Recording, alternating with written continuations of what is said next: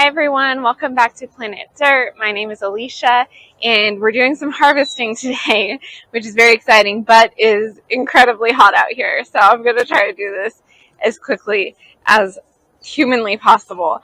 I have a harvest basket, I have my snippers, I'm going to go find some gloves, and we're going to get started. There are a couple of things out here in this long garden bed that I want to harvest. I think some cucumbers may be ready.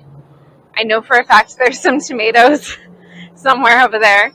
And then we're going to head over to the green stock in the greenhouse. So let me go find some gloves and we'll get started.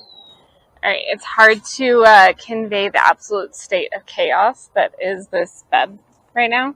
But at the very bottom, underneath here, there are a bunch of cucumbers. I don't think those are quite ready yet. Oh my gosh, but I think I found another squash. Oh, all right, it's kind of hard to see, but I think that's a butternut squash back there. I think, maybe. Honestly, mistakes were made with this bed, y'all. So over here, there's also, in there, that's a blue Hubbard squash. And I think that other one's a butternut squash. It might be a butternut squash. I don't know. I can't tell because I planted things a little too close together in this last bed. What I should have done is spread out the vining crops along the outside of these beds so that they were a little more spaced out. Because what has happened is they've all kind of tangled up and grown in on each other. They're all growing beautifully, but I can't really tell what's what. Thankfully, I don't think I have any summer squash in this bed. I think it's all winter squash. Because if I had any summer squash in there, I just wouldn't be able to harvest it because I wouldn't be able to see it. I am able to get to the cucumbers, which is nice, but that's because I have to go back behind it. My pumpkins are getting absolutely massive, and I'm so excited about these pumpkins, y'all. All right, we're going on a little pumpkin hunt, but look at the absolute state of that pumpkin. That is about the size of a watermelon right now. A big hunkin' watermelon.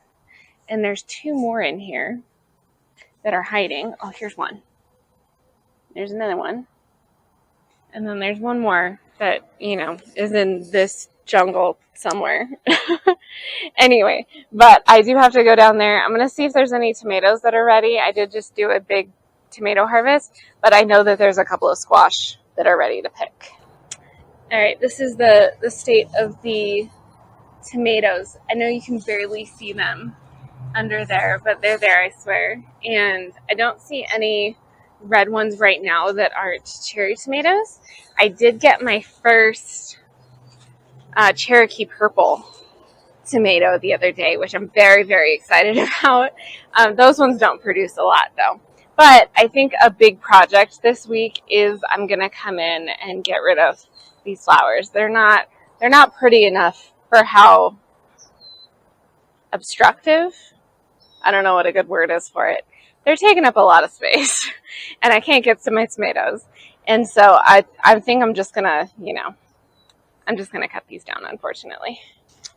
All right. And this squash, I let go too long. I probably should have harvested this a day or two ago. I should probably get some zippers. Oh, here we go. Yeah, look at how massive that thing is. So what's going to happen is I'm just going to cut out the center right here because that part, this thing is really big. Really big. I like to harvest them when they're about half this size. But honestly, there's 3 plants in here, and I've gotten so many off of them that I don't even know what to do with them all. All right. I know there's a couple more in here somewhere. Y'all, look at all this borage. This is 2 plants. I feel like I'm going to have borage here forever just because it self-seeds so readily. All right, here we go.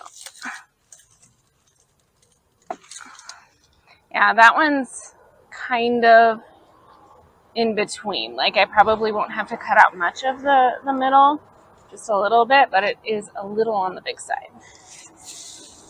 All right, yeah, just for reference, that was the first one that I picked, and this is the second one. So this one's like borderline, but it's a lot closer to the size that I like it. All right, and we got tomatoes on the way.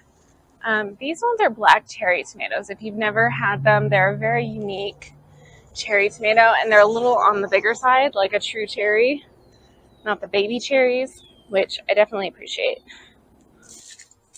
All right, I needed to come in here and get some of these. So some of these, I can't really tell what they are. I think they're the kidney beans on the bottom, but there are a bunch of yellow wax beans, and those ones I know I can harvest. Some of them look a little small, but I'm going to take them anyway. And then there are also some dragon tongue bush beans. Those are fun. They look kind of weird, but they taste really good. And then we're also going to keep an eye out for any strawberries. Ooh, see, that's a good flush of them. Cool thing about bush beans is they usually put on their flushes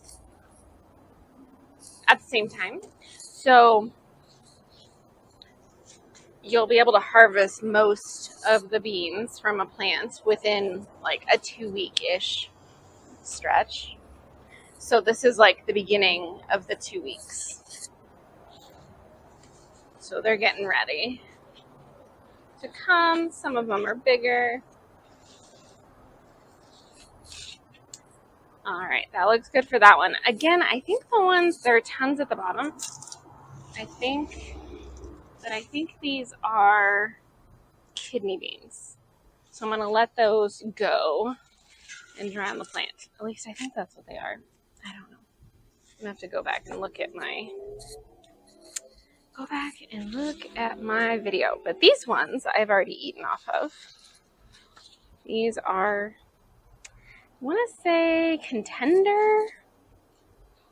I don't know. They're one of the regular green ones. And they're pretty darn good. I am also still getting random strawberries, which is nice. They're putting on a ton of runners right now. So I've been just like sticking them into the next little spot. And then I have like these little stakes that I keep them down with until they're rooted.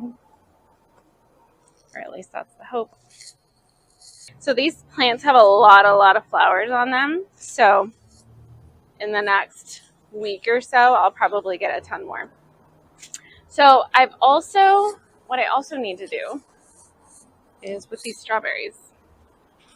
I'll show you what's going on. So this strawberry plant right here has like, I don't even know if you can see that. 1, 2, 3, 4, 5, and then 6, 7, 8 runners coming off of it. And they're not long enough to reach any other spots than the 2 that are next to it. And so I think I'm just going to come through here and cut them off so that it will put more energy into doing that. Oh, I guess this one. See, I don't always do this. So this strawberry plant, I don't know if I can get it untangled. So this one right here has a runner, and it looks like that one might fit in the one next to it. I can probably stake that one in there. But this one's like super long. Super long. Honestly, this plant is pretty dainty, so I might just stick it back in the same little planter that the mom came from. So that'll probably work. But with a lot of these, they're like barely not long enough to reach the next tier down. And so I'm forced to just keep them on the same tier, which is fine, which is totally fine. But it means that I am limited in where I'm going to put them. I think what I'm going to do is just try to double up where I can, put them where I can, and then when they go dormant in the winter, I will tease them apart and try to space them out more evenly. All right, so there weren't a ton of green beans. That's like a handful, but that's enough to go in a stir fry, so that's totally fine for today. I'll just put them in a stir fry tonight. And then I also want to get some of this lemon basil because I'm going to make a giant batch of lemon basil tea. And I have some honey and ginger that I'm going to put in it. So I'm super excited. I'm going to get a bunch of this. And then the reason for today's harvest is right here. These bad boys have fallen over and they're just taking up room now. So I'm going to get in here and get these onions. Some of them are really big and looking great, but I have several different varieties of onions. The red ones are over here. They are still bulbing up. They have not started to, the necks haven't started to break on those. These ones are a white onion. Those ones are also still bulbing up. And then this one is a Texas yellow, I think, and this is the only one that did well, and it's still bulbing up. So those ones all look good. My shallots look absolutely amazing, but again, they're still growing, so those aren't ready yet either, but these onions are. So this is what happens when you grow so many different varieties. These ones are Utah Sweet Spanish, and I chose this one because Utah is kind of on the same light zone. I don't even know what you call it. Same daylight area zone hours. I don't know. As Northern Nevada. We're really close to it. We're right next to Utah. So I figured I would give it a shot, and honestly, it looks really good. Some of these look awesome. Some of them are baseballs, but some of them are like more like softballs. So I'm going to get in here and get these ones harvested. All right, these right here are these sad little onions that I pulled from the bed over there. I'm just going to keep them all together. But look at look, that looks beautiful.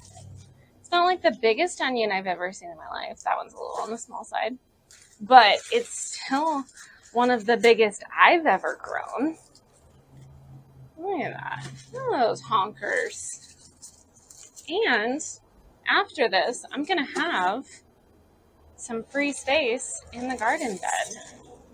So I'm going to leave the question up to you guys. What should I put in these beds? Do you think that there's time enough?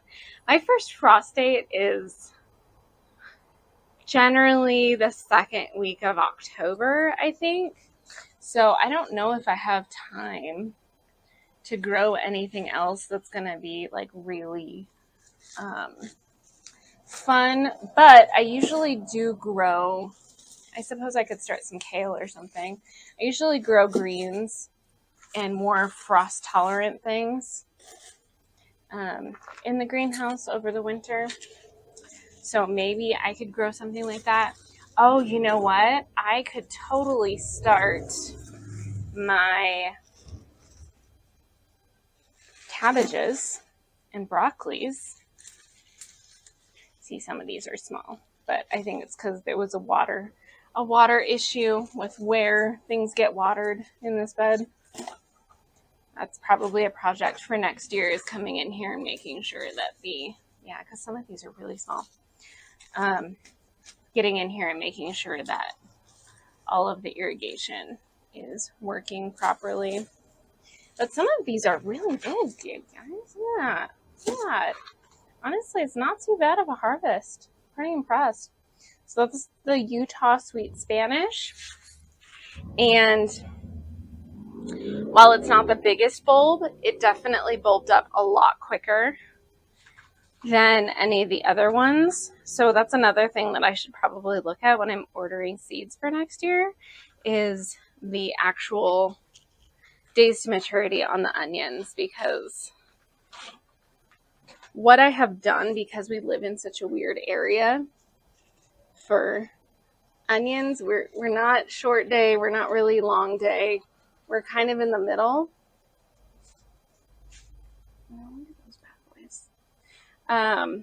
which means I just have kind of experimented and seen what works. And so far, that one's the earliest producer. And it's about the same size as the other one. So this one was my biggest producer last year. I think this is a white Spanish variety. And the bulbs did get about as big as those bulbs, but they do take a lot longer to get there. So I'm trying to figure out what is the best bang for my buck, in terms of how long it's going to take for everything to grow. Ooh, I see some red in there. All right, I got to go digging. All right, I do need to get in here and do some pruning, but these are looking pretty good. All right, y'all, I'm not in the greenhouse anymore. I grabbed the harvest and I came back outside. It's a little too toasty in there for me. But we have a pretty sweet onion harvest. Looks pretty good. A few of them are baseball size, a few of them are softball size, and then there's a bunch of little ones in there. But overall, I'm happy with how early that variety produced. So even if some of the other ones do end up getting way bigger than that, it's going to end up taking them a lot longer to do it. So that's always something to consider, is days to maturity. So even if something does get bigger, it better get twice as big for how many days longer it took to get that. I started all of the seeds on the same day, so we'll see. We'll see how all the other ones stack up. Other harvest-wise, this is my basket of goodies, and I have a couple of the green scallop squash, some tomatoes. These banana legs tomatoes, you guys, man, that one it's a really delicious tomato, but it's just consistently putting out a ton of fruit. This came off of the dwarf plant, the one that I can't pronounce, it starts with a W, and that plant is fine. I probably won't plant that one again next year. The fruit is just a lot more delicate. It splits really easily, quite a few. All of the bigger ones that I've had, like this one's a small one, but I've had some that got up to like that big, but all the ones that were big split, and there honestly just haven't been that many to pick off of it. I think there are 2 of each type of plant in there, and I've gotten I think this is like the 7th tomato off of those plants, whereas I'm getting probably 10 or 12 banana legs every week, and have been consistently for the past 6 weeks or so. So that's just a huge difference in yield. And then this is all of my, God, I wish you guys could smell this. It smells so good. This is all my lemon basil. I'm going to take it inside and make some lovely basil tea out of it, really. The other update I wanted to provide you was about the tomato situation. So I have, since I put out a video a few days ago talking about the Roma tomatoes, I have gotten a couple of Roma tomatoes, but they're small. They're only like maybe a tiny bit. I mean, not even bigger than a banana legs, because they're kind of this size, but if you take off the top, so honestly, they're even smaller than this. They're just small. And I tasted one next to a San Marzano, and honestly, they taste pretty darn similar. The feel is similar. The water content, the amount of seeds, all that stuff, all very similar, but the San Marzano produces more, it produces earlier, and the fruit is bigger. So those are all check marks in favor of the San Marzano. So it is still the middle of the season. We're not done yet, right? Maybe the San Marzano just stops producing and maybe I'll eat my words. But if that's the case, I can just do a succession of San Marzanos if we get to that point. Who knows? But at this point, I'm pretty solid in the assumption that I'm going to be planting the San Marzano in lieu of the Roma tomato next year. So I hope it works out that way. But I'll keep you posted. The last thing I did want to talk about before I head off is I wanted to show you my pride and joy right now.